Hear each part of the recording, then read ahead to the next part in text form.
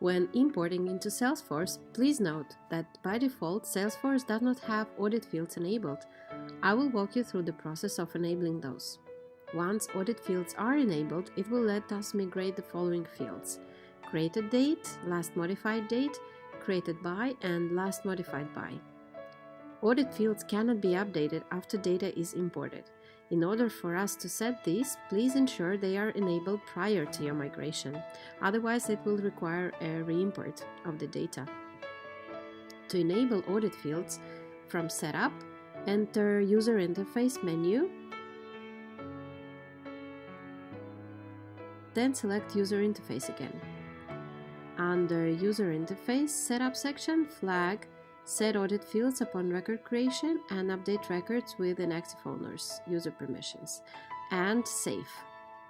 Then head to Permission Set under Users menu.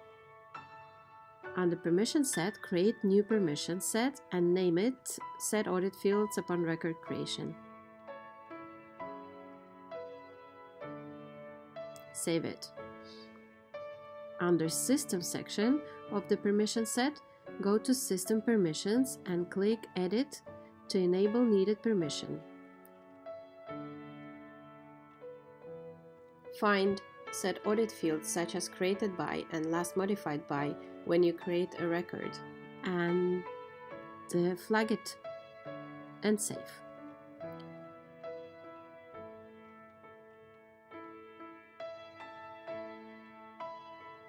Last thing is to manage assignments. Add assignments. Select the user you want to enable permission for and assign it. Done. Your audit fields are enabled for selected user.